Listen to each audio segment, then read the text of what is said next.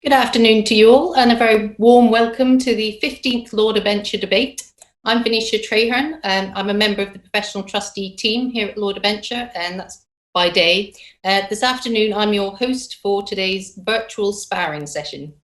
For those of you who have tuned in hoping to see our beloved Mark Ashworth doing his usual star turn, I can only apologise. After hosting in person for the last 14 years, Mark has very sadly for us decided to hang up his boots and instead enjoy the experience of heckling from the front row. So Mark, if I can say on behalf of all of us, thank you for setting up this wonderful tradition, this annual tradition of the debate, and hosting it so brilliantly for those previous years.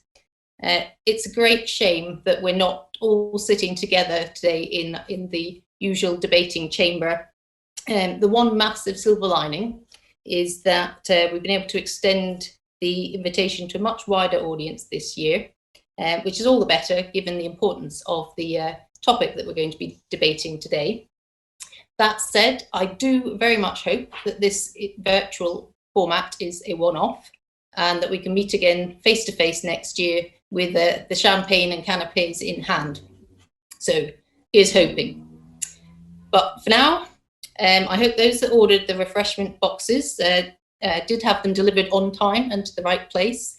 And those who joined the pre-debate mingling sessions also hope that you enjoyed seeing some familiar faces and perhaps making one or two new connections. We will also be offering the post-debate social rooms hosted by my lovely colleagues for those who wish to join after the sort of official debate closes.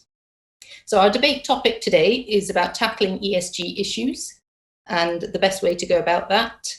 As a reminder, just in case anyone has been in both virtual and physical solitary confinement for the last couple of years, the E stands for environmental, the S for social, and the G for governance.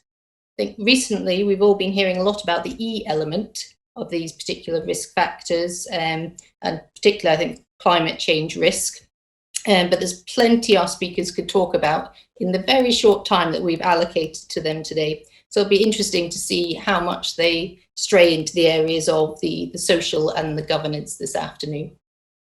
Irrespective of the E, the S and the G, these are all clearly key issues facing us as trustees, sponsors, advisors, asset managers. And that's not just from that sort of government or regulatory perspective. We're really finding that members are increasingly wanting to know how their scheme trustees are effectively managing those climate-related and other financial risks to their savings. It's certainly very high up the agenda here at Debenture, and something we see across the 200 or so pension schemes that we help to look after. So now, a few very necessary thank yous. Firstly, to our wonderful speakers and our chair for this afternoon's debate. We really, really appreciate them stepping up to the plate and bringing their expertise to today's discussions. So in the chair today, we have Carolyn Saunders, who is a very experienced lawyer and head of pensions and long-term savings at Pinsent Masons. I'll be handing over to her very shortly to introduce our excellent guest speakers on today's motion. But there is just one tweak to the billing, which I should just draw to your attention. In a change to the original lineup, Sasha Sadden has had to send his apologies. The reason being that he's recently been appointed as Director of Environmental, Social and Governance at the Financial Conduct Authority, which means he's had to withdraw as a speaker for us today. But I understand he is still here in the audience. And we hope wish you every success with your new role, Sasha, and we hope you enjoy the debate today. However, Jeannette Andrews, who is LGIM's Corporate Governance Manager, has very kindly agreed to step in and take Sasha's place. So thank you, a particular thank you to Jeannette for doing so, for stepping up to complete our teams today. Okay, I now need to move on to the most nerve-wracking moment for me, which is where we test if the crucial voting technology is going to work. So in a moment, I'm going to ask you a test polling question. So you should see that pop up on your screens. So the first poll question is, should hairdressers be regarded as key workers? So please click yes or no. And I would ask that when you're thinking about this, try not to put in your mind any of those pictures of Tony Blair's much maligned mullet that have been doing the rounds recently. So I'm wondering if this poll is going to split down sort of perfectly down gender lines. And I've got to say that I, for one, was very grateful to get my natural blonde locks back in order precisely 4 weeks ago today. So, you know, not that that should sway anyone's vote, but it's very important to me. So I'm just waiting for the poll results to come in, and we'll see firstly whether the technology works and also where you stand on hairdressers as key workers. So we have 42% of people think that hairdressers should be key workers, which means that a disgraceful 58% think that they shouldn't be. But there we are. Perhaps it's not so important to everyone as it is to me. Okay. Now, thank you for warming up your voting fingers. We're now going to move on to what is our pre-motion vote, which is where we actually test the temperature of our audience's views on the motion being debated today. So I'm going to ask you to cast your indicative vote in support or in opposition to the motion now. So, and just as a reminder, the motion is, this House believes that effective stewardship is more influential in tackling ESG issues than what you invest in. So please click either I agree or I disagree. So this time we won't be revealing the results of the vote just now, but we'll use this information to see how the audience has been swung after hearing our speakers put forward their most persuasive arguments. So just before I hand over to Carolyn to open the debate and introduce our speakers, just a reminder that you'll be invited to submit questions using the Q&A facility that's available, and my two fellow trustee director colleagues, Natalie Winterfrost and Samantha Pitt, will be acting as moderators and feeding those questions through to the chair. So finally, thank you to you all for joining us today. Please do participate in the question session and the final vote, and join us for a virtual chat at the bar with the networking rooms that are available at the end of the session. But most of all, I hope you find the debate both informative and entertaining. So without further ado, Carolyn, over to you.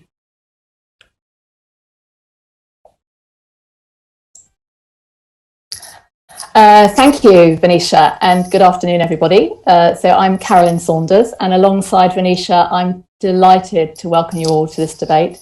And I think it's true to say it has become a real institution and a fixture in the pensions calendar, and one that we all so much look forward to. So it's great that LawDebture have found a way of running it again this year, albeit in a slightly different format. And what an interesting and important and topical motion we have for this debate. So this House believes that effective stewardship is more influential in tackling ESG issues than what you invest in.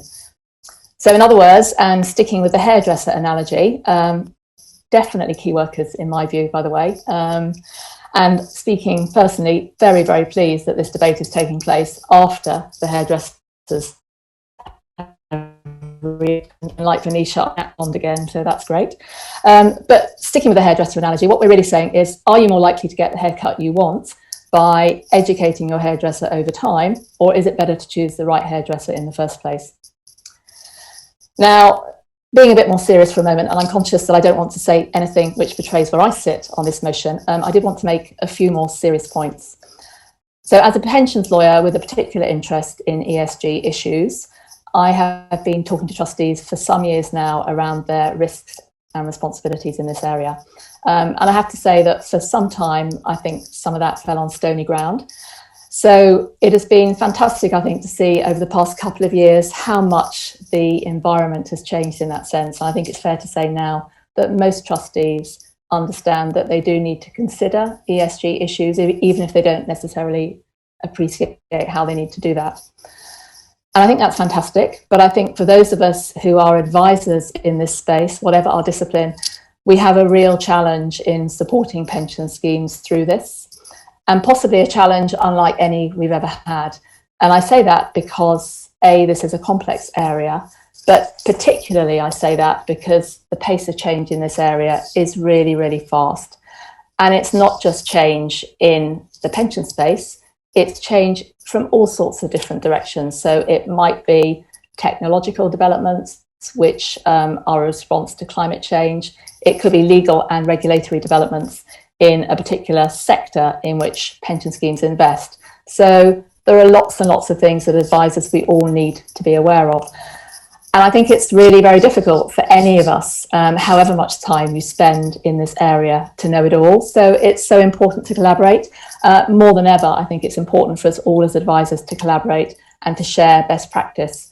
And I think the impact of climate change and the global pandemic are just two very real demonstrations of how we all have a shared interest in helping pension schemes to potentially make a difference. So whether that's through how they invest or what they invest in. So whether it's through the way in which they manage their investments or exactly what they invest in. And of course, that is the topic for this afternoon. Is it about how you steward your investments or where you invest? And so I'd like to introduce our four speakers. Speaking for the motion, we have Jeannette Andrews and Dawn Turner. Jeannette is a corporate governance manager at Legal & General Investment Management with responsibility for implementing corporate governance strategy. She was previously at USS, where she was involved in developing and implementing stewardship, integration and engagement policies. She also worked for 5 years as a governance analyst at Manifest Information Services, which is a proxy voting service provider. And she has in the past been recognised by Financial News as one of the 40 under 40 rising stars of asset management. So welcome, Jeannette. Dawn is an independent advisor and non-executive with expertise in responsible investment, sustainable finance and ESG risks, and formerly Chief Executive of the Brunel Pensions Partnership. Dawn also spent 16 years at the Environment Agency, followed by 2 years as Chief Pensions Officer for the Environment Agency Pension Fund. She's used to setting herself a very high bar in her youth, which of course wasn't that long ago, Dawn. She was the West Midlands high jump champion. So opposing the motion are Vicki Bakhshi and Colin Melvin. Vicki has been with BMO Global Asset Management since 2006, and she works as a climate strategist in their responsible investment team. She currently co-chairs the implementation working group for the Net Zero Investment Framework and also the Investment Association's Climate Change Working Group. Prior to BMO, Vicki honed her political debating skills by working in Tony Blair's Downing Street policy team. And as she said, she is hoping for better luck this afternoon than the Labour Party has had in the recent local elections. And then last, but certainly not least, we have Colin. Colin is the founder and MD of Arcadico Partners, which assists investors to develop effective strategies for responsible investment and stewardship. He's a qualified fund manager who in the past has been head of responsible investment at Baillie Gifford and chair of the PRI. Until 2016, he was global head of stewardship at Hermes Investment Management and was also the founder and chief executive of Hermes EOS, which is a leading stewardship service provider. He's currently non-executive chair of Influence Map and an external lecturer at Copenhagen Business School. And finally, Colin is one of the authors of the UN Principles for Responsible Investment, and he is a co-originator of the term ESG, for which he is very sorry. So a fantastic lineup of speakers, all, as you'll agree, eminently qualified to speak on this subject. But before we start, there are just a few housekeeping points and some very important rules of the debate. So on housekeeping, the debate is being recorded and will be available to view on demand. Because we're in this virtual environment, it's best for the debate to move immediately from one speaker to the next, so I won't be popping up between speakers. So what I do need to do now is to tell you about the order in which everyone is going to be speaking. So we'll start with Jeannette, who will open the debate by proposing the motion and speaking in support. We'll then move to Vicki, who is opposing the motion and will speak against. Then to Dawn, who is seconding the motion, and Colin, who is seconding the opposition. And each of the 4 speakers will have 5 minutes. You shouldn't assume that what our speakers are arguing necessarily reflects their views, or indeed those of their employers. And as Venetia mentioned, we are hoping, please, for plenty of questions. So in order to ask questions, you need to type them into the Q&A box on the right-hand side of your screen. And if you want to direct your question at a particular speaker or a particular side of the debate, then please can you say that in the question. Finally, the all-important rules of the debate. 5 minutes allotted to each speaker, and that will be strictly observed.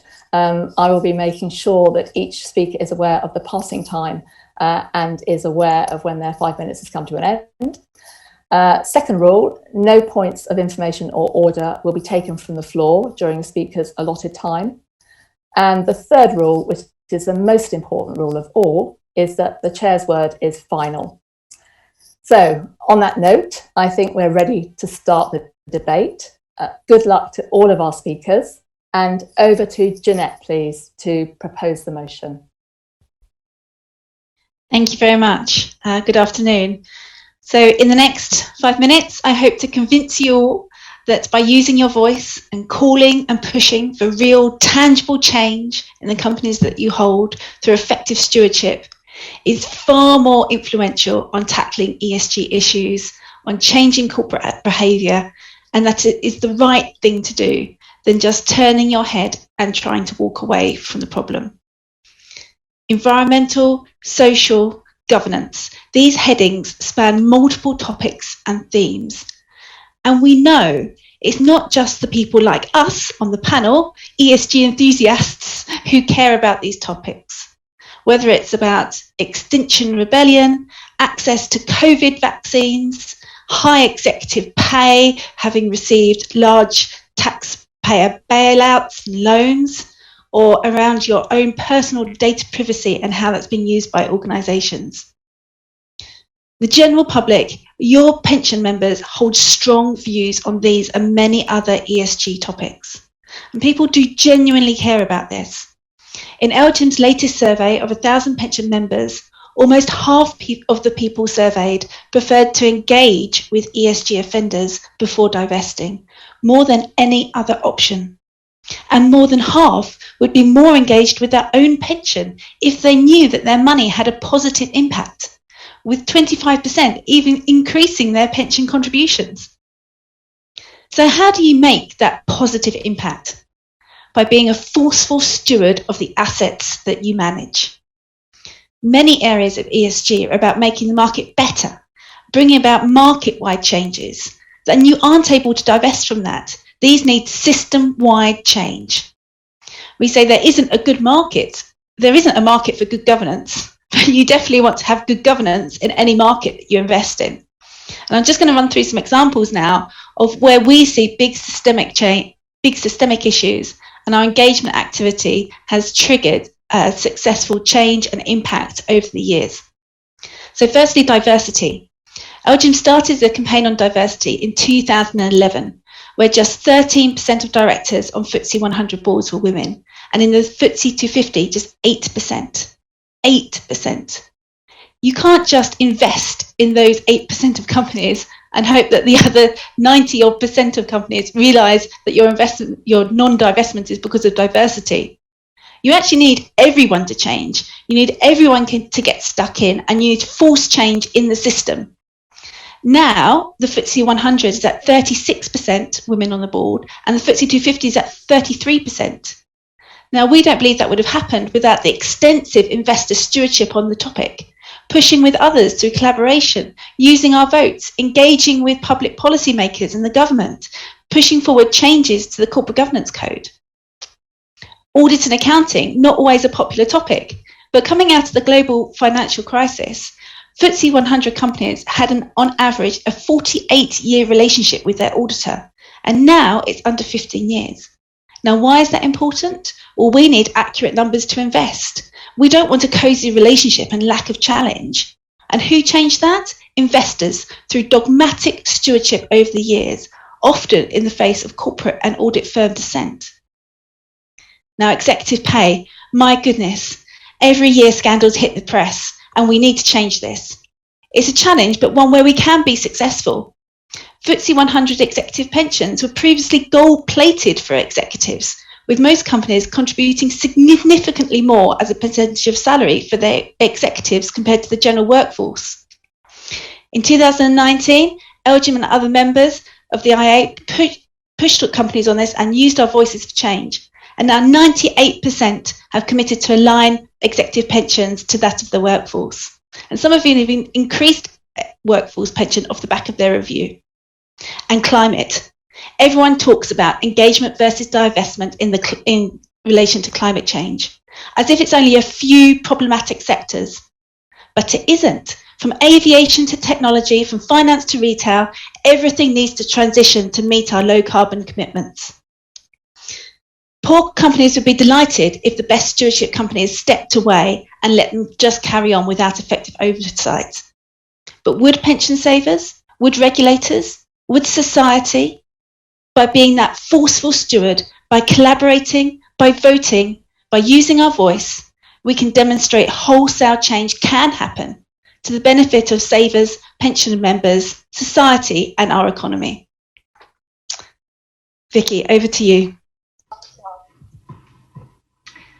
Thank you, and hello everyone, and thank you, Jeannette, for getting that debate off to an absolutely cracking start. Some great arguments there, but wait for it, I'm now here to kick off for the opposing side. But actually, I'm going to be completely honest with you here. When the LawDebture, as you LawDebture team know, when I saw I was actually opposing this motion, at first I wasn't best pleased, because BMO literally sells engagement services. It's a big part of our business, so arguing against how influential stewardship is potentially a bit of a career-limiting move for me and a bit of a risk. But the more I thought about this in the run-up to the event, the more I realised, actually, I'm on the winning side here. And I'm not just saying that because I'm teamed up with the lovely Colin Melvin. So I'm going to get one thing straight off the bat. Of course, stewardship is important. Of course, it can make a huge difference. I do it myself in my day-to-day work. And I see it firsthand how companies really do listen and how it can make change happen. So I'm not going to sit here and argue that stewardship isn't influential, which hopefully means my job is safe. But that isn't the debate question. The debate question is, does what you invest in have even more importance? So I'll start with a very simple point. There's no influence without investment. If you don't invest in a company, you're not even going to get to the start line on stewardship. So I could stop there and say, I'll rest my case, but given we've got a bit more than 3 minutes left, I will carry on. And there is more that I wanted to say. So as I was planning for this debate, I thought if we're really going to get to the core of what this motion is all about, we need to take a step back and we need to ask a fundamental question. What is the purpose of financial markets? I had a deep think about this for at least a minute or two. And then I gave up and I Googled it. And I found Investopedia, which I reckon was probably more reliable than Wikipedia, but I mean, who knows? Anyway, Investopedia says this, I'm quoting, financial markets play a vital role in facilitating the smooth operation of capitalist economies by allocating resources and creating liquidity for businesses and entrepreneurs. So allocating resources. Let's just have a think about what that means. If you take global assets under management in the whole investment industry, it's around about 110 trillion US dollars. So that's about 75 times annual UK public spending, just for context. It's 110 trillion. Now, according to the United Nations, we've got a financing gap to achieve the Sustainable Development Goals of about $2.5 trillion a year. According to the International Energy Agency, power sector investment needs to triple to $2 trillion a year by 2030 to modernise electricity networks and support the shift to a zero carbon economy. So we have got some huge financing gaps here. So how's the financial market going to fill them? And what does that tell us about which side of the debate should actually win?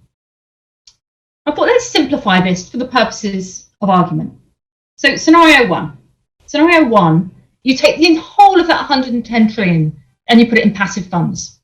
Passive funds, they track benchmarks, so therefore the money is allocated in proportion to companies' market capitalization. So in other words, in line with which companies have grown fastest in the past. So the bulk of the money goes to yesterday's industries. And yes, of course, we're engaging them to get them to change and improve and all that good stuff. But in terms of where the money's actually flowing, in terms of which companies are going to find it easiest to raise finance for new investments, it is the incumbents. The clean tech entrepreneurs, they can't get hold of that money. So their inventions stay in the garden shed. Scenario two. Scenario two is a very different world. So all of that $110 trillion shifts to sustainability leaders. So these are the kind of companies that BMO and others have got in our thematic sustainability funds. Now the situation is these companies have got easy access to capital. They can expand as much as they need to, while the old school competitors get squeezed out of the markets and they have to contract. So those are two extremes for the sake of argument. But you tell me which scenario is most likely to close the financing gap to achieving the Sustainable Development Goals and move to a net zero emissions future. It's looking like scenario two, right? So to close, stewardship is vital and I would never argue anything else, but we need to put our money where our mouth is. Allocating resources is what the financial markets were made for. And as we all know, ultimately, money is power. So on that basis, I ask you to oppose this motion. And I will pass over to Dawn. Thank you.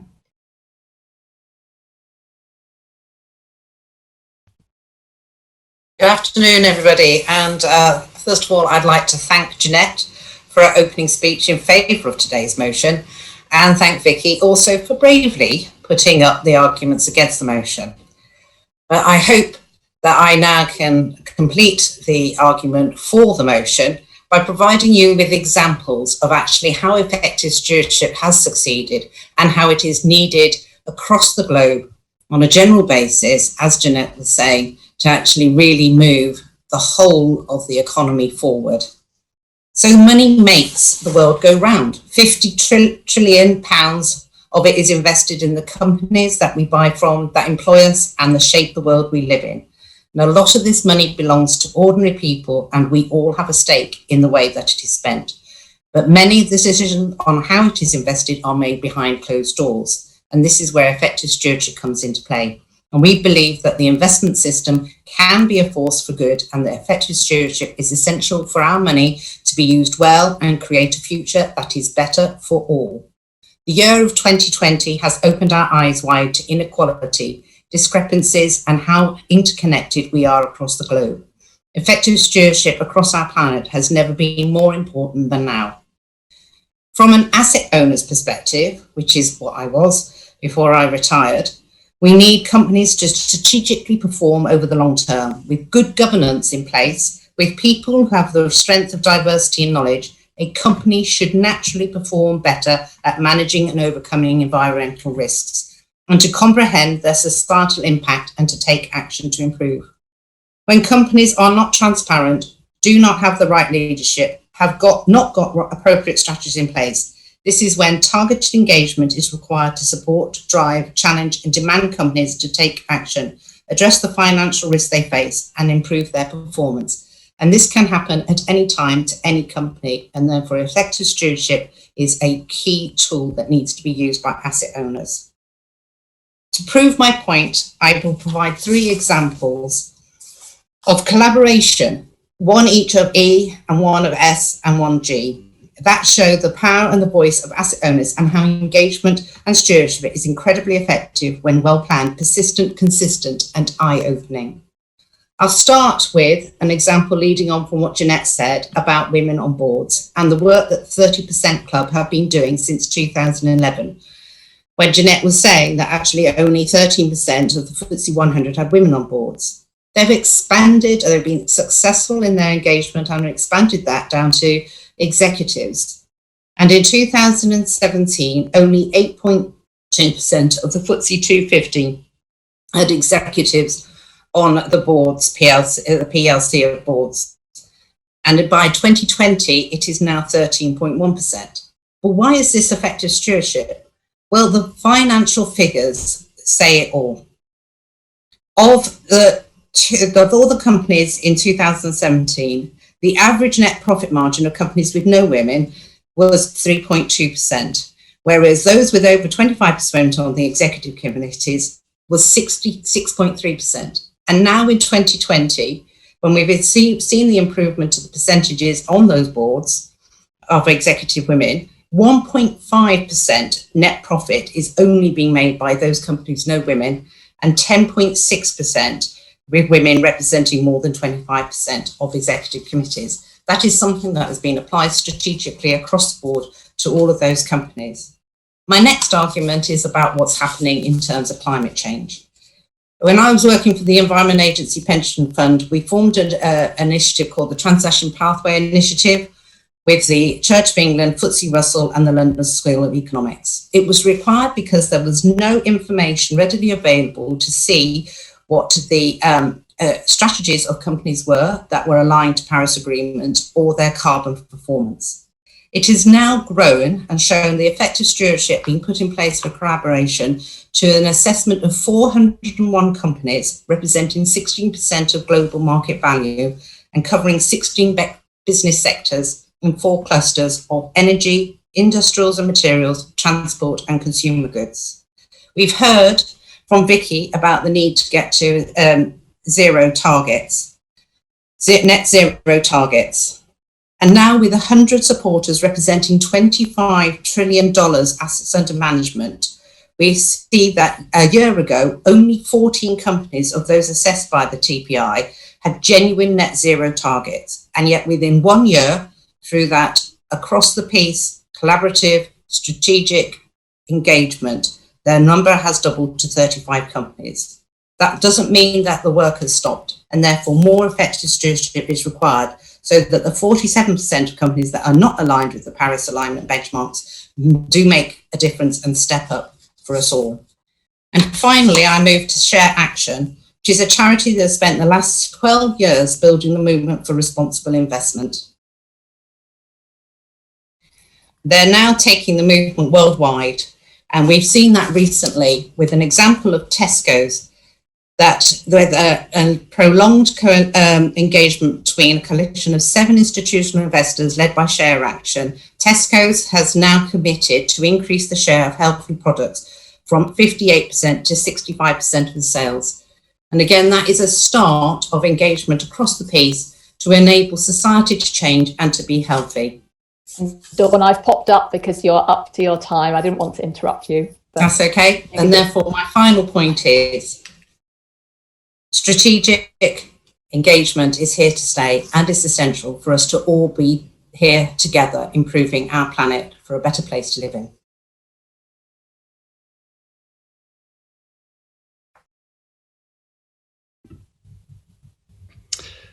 So thanks very much. It's Colin, Melvin here, opposing the motion. It's a pleasure to get the opportunity to do so. And I'd like to thank all the speakers so far, very entertaining indeed. But let's be clear, this is not about whether ESG is important or whether we need to have a positive impact or influence. It's about how influence arises across your investments. Like Vicki, of course, I support, and indeed the other speakers, I support what I suppose to be the sentiment of the motion. Stewardship is important, and we need it for it to be properly resourced and done well. But as Vicki has said so eloquently, there's no influence without stewardship, without investment, rather. There's no influence without investment. Investment is a precondition for stewardship, so you need an investment in order to have influence. And the motion is also tautological. You might as well say influential stewardship is effective. Setting aside these fundamental objections, in the narrow case of certain concentrated active equity strategies, stewardship might be more influential than the decision to divest, which is what I think is intended by the motion. However, this is so narrow as to be meaningless. It's increasingly clear that all investment has impact, that is influential. This is the whole point of sustainable investment and responsible investment. The point is, though, what is the extent of this impact or influence? Is this impact or influence positive or negative, and can you measure it? and the nature of the influence depends on the type of investment. The allocation of capital and the threat of its withdrawal is exceedingly influential in most asset classes. And active public equities, which I think has been the focus of much of the points made by those proposing the motion, may in fact be the exception, whereby effective stewardship can be more influential in that particular narrow sense. But of course, that's not just what you're invested in. You're invested in many different asset classes and also investment styles. And consider examples of varying impact through stewardship and investment in different asset classes. Let's think about sovereign debt. Do we think engaging governments on matters of national or foreign policy will make a difference? Withdrawing investment might. And how about corporate bonds? Companies are very much influential at key points in the funding cycle. We did recently a study at my firm for an investment consultant client of the opportunities for effective stewardship in all sorts of different asset classes. And what many people think of stewardship as being, that engagement and voting in that very narrow sense is clearly available in active public equities, but in many other asset classes it's not so. So stewardship isn't just voting and engagement, but the stewardship of the client or asset owner's capital. And we need to direct capital towards the solutions to the world's problems rather than the problems. And through effective dialogues with companies and other invested entities, we can encourage them to do the same. But let's be clear, this is of one piece. It's a continuum of impact or influence. It's not either or, but both and. We need to look at where we're investing and then how we behave as an investor. There are, of course, limits to what stewardship can achieve, and the quality of the influence depends on the quality of the stewardship. The irony is that those who argue most strongly for the influence of effective stewardship are often in a very weak position to implement it. Consider the difference between a concentrated active equities manager and a passive manager. The ratio of investors to investee companies to investment professionals is very different. In some cases, it's 1,000 companies to one professional investor in the passive or quant strategies. Is effective and influential stewardship even possible consistently and systematically in passive investment? I think not. It is inconsistent with their business model, and it's very revealing that some pension funds hold their passive managers to a lower standard on stewardship than they do their active managers. So it's clear that the extent of influence through stewardship is highly dependent on the issues for engagement as well. Stewardship works best on behavior, but not so well on product. And you can apply the most impressive engagement resource, but have little influence, with tobacco companies, weapons manufacturers. So even limiting ourselves to the narrow sense in which the motion can be understood, it's clear that withdrawing investment is what most companies care about, and they will pay little attention to ESG teams unless they're aligned with the portfolio managers and analysts. So true influence comes from realizing that good stewardship is just part of good investment. And I'm pleased to oppose the motion. Thanks very much.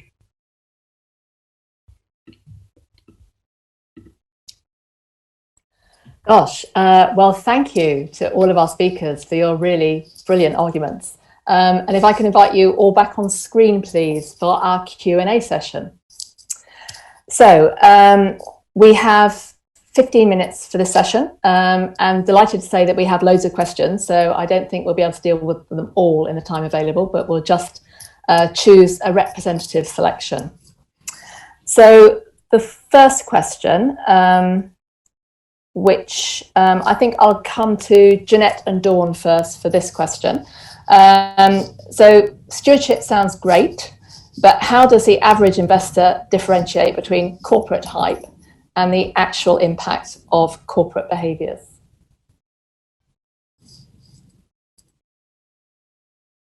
So either Jeannette, Dawn, who wants to wade in to answer that one? I'm happy to go first. We know that companies spend a huge amount of money on their corporate reporting, on their websites, on looking at making sure their annual report presents them in the best possible light. And as a stewardship professional, you always have to be cognizant of that. As an investment professional, you always have to be cognizant of that when reading through their disclosure. I always think of the auditors where they sit and read and assess management with their professional skepticism hat on. And I think as an investor, we equally need to have professional skepticism when reading corporate disclosure on their ESG policies. Now, it's important for us that companies can evidence it. They can evidence it through their data. They can evidence their policies are backed up with investment, capex plans, and eventually action, so that you can see that coming through in the numbers. So yes, I agree. Sometimes the marketing can be a bit painful to read, and that's why it's really important to look underneath at actually what the company is investing in, how it's making changes, and how it's implementing its diversity policies, reducing executive pay, investing for low carbon economy. I'll just add, so in my piece, I was talked about the Transition Pathway Initiative. The most important thing about this is it's open source.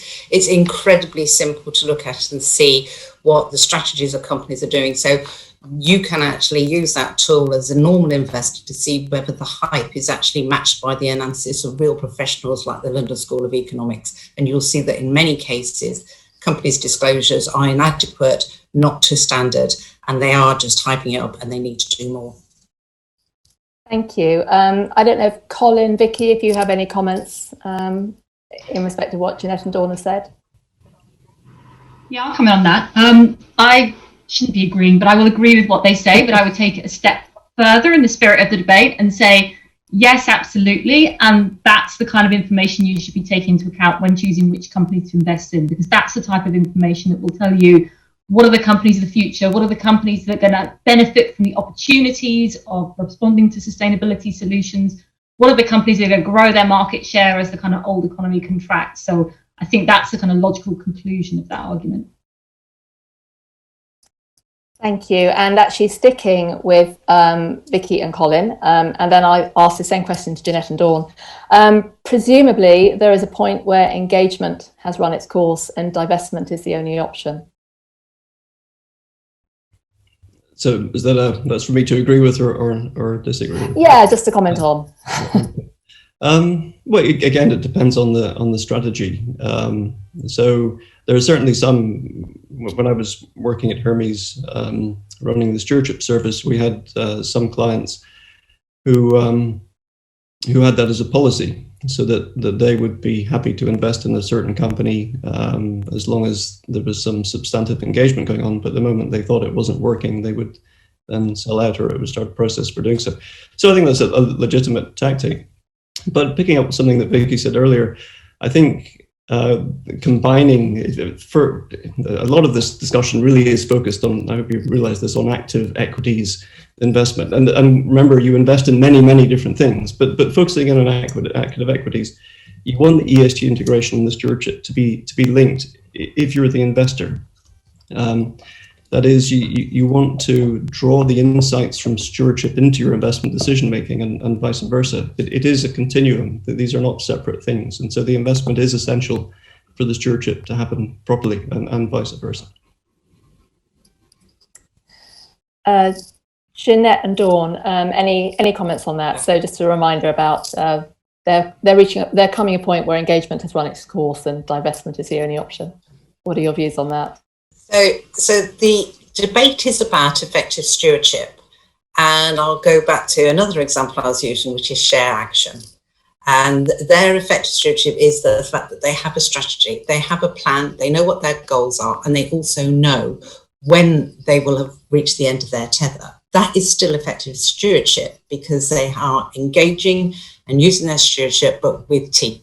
So ultimately, if a company does not listen, their action will be to do something about it. And that will either be about voting against the policies on the board or the chairman, or even encouraging investors to divest.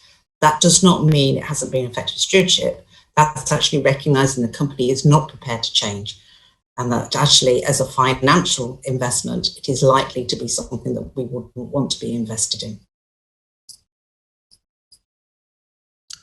Jeannette. I'm just going to add to that. So Professor Kay was asked by the government to do a review on long-term decision-making with UK equity markets post the global financial crisis. And he explained that as a whole, investing for alpha active equity is a zero-sum game. As for every seller, there's going to be a buyer. And so taken as a whole, the only way the asset management industry can benefit its customers, savers, our pension members, ourselves, is through improving the performance of investee companies, which means persistent stewardship. So voting against an individual director, making it very personal, is the way to effect change. People don't like having a larger vote against than their peers, even on the same board. Directors aren't so interested in the rationale for secondary market movements, but they are very interested when they're getting, 70% vote in favour versus their peer sitting opposite the table from them who's on a 95% vote in favour. And that's what makes the difference. That's what makes makes these topics a board agenda and drives change for the future. Vicki. Can't let that one go. Of course, for every buyer, but that affects what I was saying. It's the allocation of resources, and those companies which are more successful in attracting investors are more able to issue new equity. They're more able to issue bonds. They're more capable of going to the bank for finance. They're going to be more successful companies that are better able to expand. So it's apart from the fact that we can make more money for our clients by running good active funds, that even putting that to one side. So I think it's not, to say that for every seller there's a buyer doesn't mean that it doesn't matter. It really, really does matter. Companies really care about their share price. Thank you. And there's a kind of broader question here, which really goes to the trustee's role. So saying ESG is very broad, covers a very broad range of risk factors. So, and this is for everyone, I think. So how micro do you feel that trustees' oversight needs to be of this area? So you mean micro in the sense of their governance, really? Yes. Yeah. Engagement. Yeah. Not very. I think why would you hire investment professionals and then do the engagement yourself? It doesn't really make sense. But you do need to be sure that it's done properly, just as the investment's done properly, and to recognise, of course, that very strong connection between the two. A lot of what's touted as effective stewardship, of course, is anything but. And there's a lot of very low-level activity that goes on. And I've sat in at some of these sorts of meetings with some asset managers and pension fund trustees where the ESG question, labelled as such, appears 5 minutes before the end of a 1-hour meeting with a company, and then of course is reported up as something impactful, but it's not. And you think about the signalling to the company. You get 55 minutes of discussion and debate around the quarterly results. And then the ESG question sits there at the end. So we need to be very careful that the trustees of pension funds are calling to account their investment managers and any stewardship service for the quality of this work and linking it properly with their investment strategies and their asset allocation. Yeah. Any other thoughts on that, Jeannette? I speak to a lot of pension funds. My role is clients of LGIM.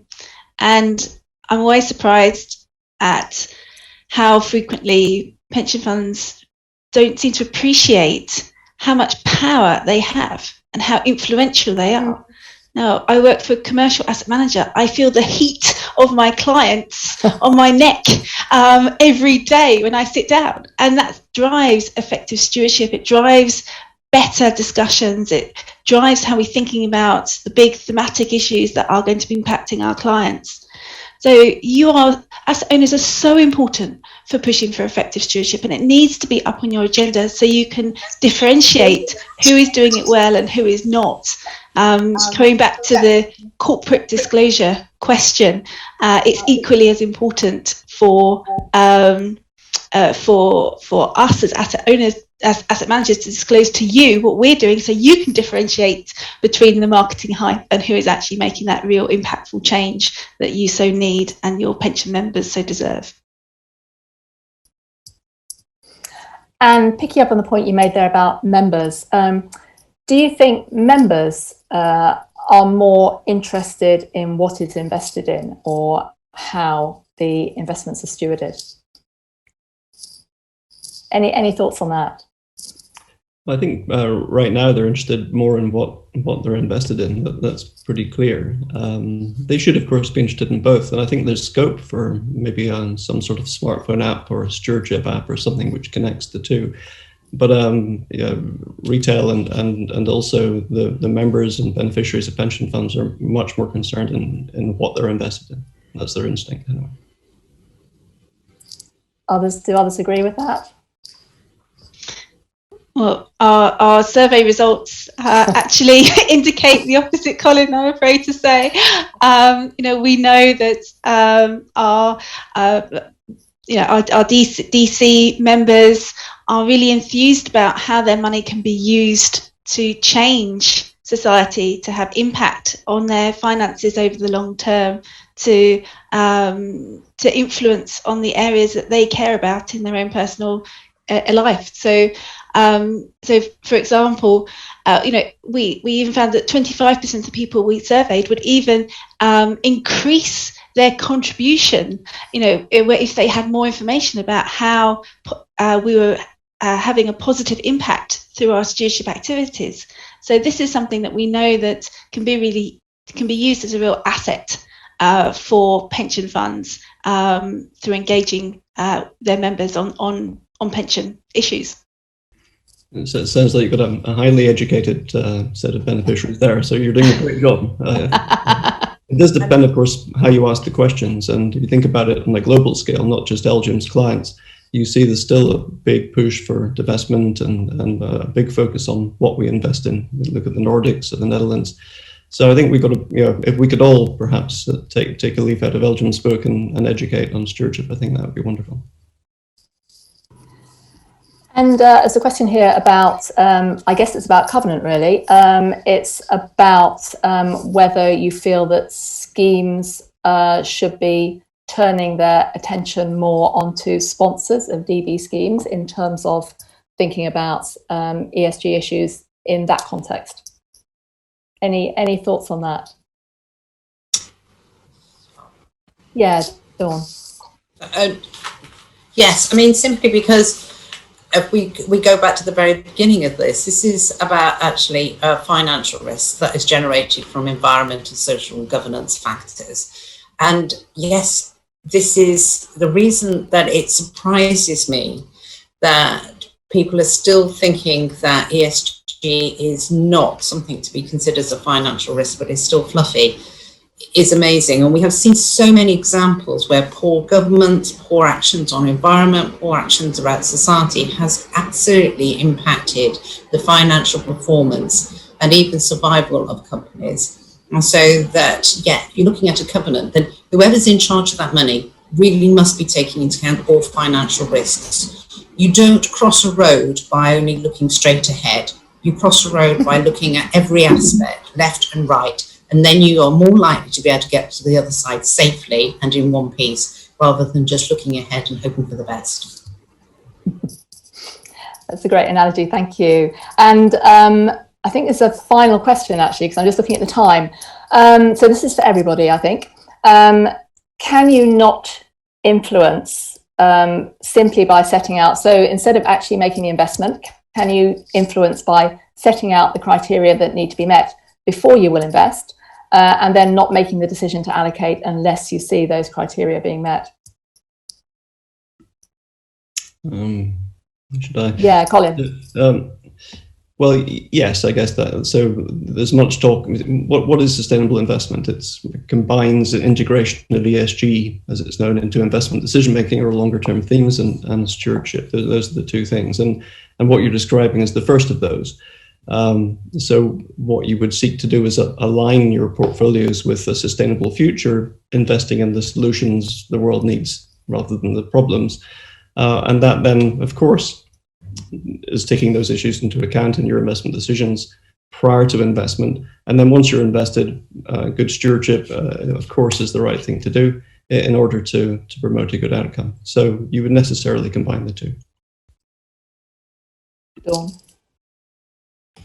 And as I say, we often talk about stewardship only in the terms of equities, but we know from our UK stewardship code that it must go beyond that and outcomes must be for more. And you'll get, if you're investing into private equities, you will get more and more of those angel investors wanting to understand what the policies are of those companies, no matter how small or how startup they are, in terms of their ESG and how they're going to look after their supply chain and understand the world economics in terms of its influence on their success in the future. But it's also coming now in terms of the corporate bonds, debt and credit, whereas you can actually set out criteria before you actually invest or allow them to have, give the money to actually say, unless they do things, you will have things that you want to do, and then they will actually get money for it cheaper. And if they don't, then you at least cover yourself financially and get more money from it. So it's providing an incentive that way. And Vicki, you had your hand up. Yeah, I'd look at that question a slightly different way. So rather than saying, here's a company, what are the conditions that it would take for us to invest? Actually, what we should be thinking about is what type of companies do we want to be investing in, and then finding companies that meet those conditions. And we want to be investing in, as we were saying, sustainability leaders, companies who are managing ESG risks well, companies who are in growth markets, who are sort of producing the products that are going to get us out of the sustainability mess that we're in now. So if we think of it that way round and sort of shape the question a different way, I think we come up with the right answer, and we do set some conditions. And that's the way we'll find the right kind of companies to invest in. And Jeannette. So we've heard about it from an active equity perspective. We've heard about it from a fixed income perspective, and I'm just going to touch on it as an index investor, because in an index, you do set out your criteria for investment at the start. That would be your index rules. Now, a statistic that always surprises me is that there's 70 times more stock indices than there are listed companies in the world. So over 3 million stock indices. And so we don't say to companies, please manage your company in adherence to the 3 million stock indices rules globally. We expect companies to adhere to ESG standards. That is our expectation as investors, no matter where we invest in them or what funds we're using or what indices our clients are using to track the market. And so it shouldn't matter that we set out in advance and won't pass the money forward. It's as an asset owner, you are pretty well diversified. So you want every company across every market to be a leader in ESG, and your asset managers to be undertaking good stewardship to ensure that's the case. Thank you. Well, actually, that was a fantastic final question because everybody had lots to say on that question. So we have run out of time for questions. So now to the all-important post-debate poll on the motion. So in a moment, the motion is going to appear on your screen.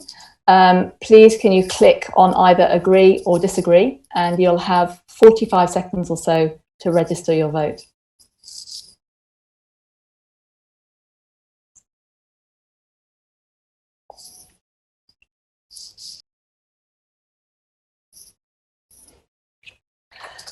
Gosh, and we have the results. So you'll remember that before the debate, we ran a poll and we didn't tell you what the results were, not for the poll on the motion, because we wanted to keep that secret.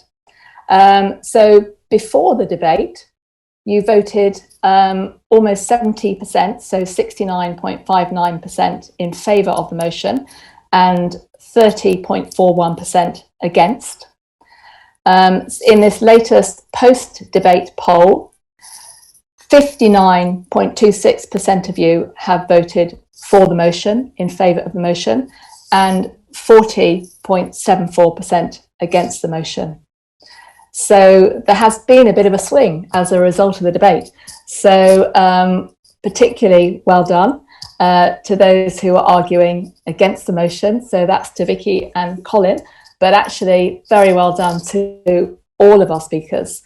It's been a really, really good event. Thank you very much. So I think all that now remains for me as chair is to thank everyone who has made this 15th LawDebenture debate such a memorable one.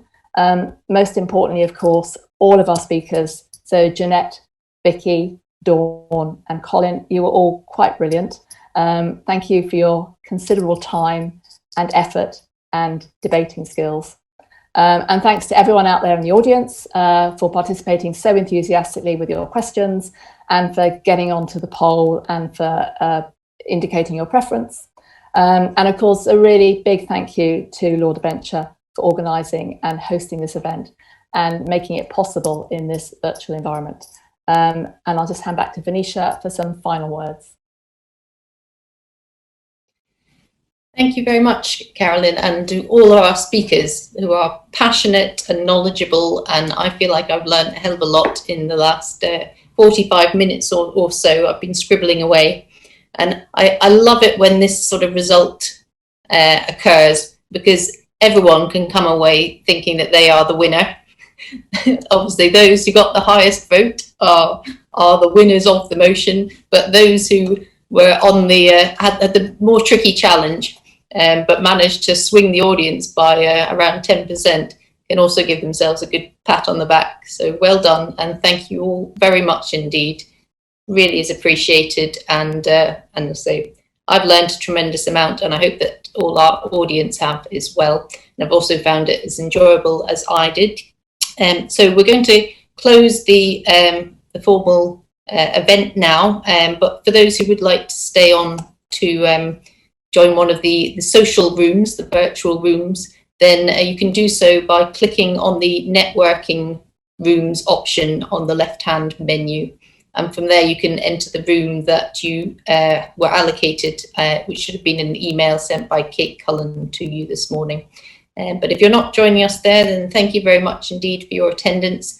I really hope that we can see most of you next year in person with a glass of fizz in hand and that we'll be able to return to 1 George Street. So look forward to seeing you all then, and thank you very much. Bye-bye.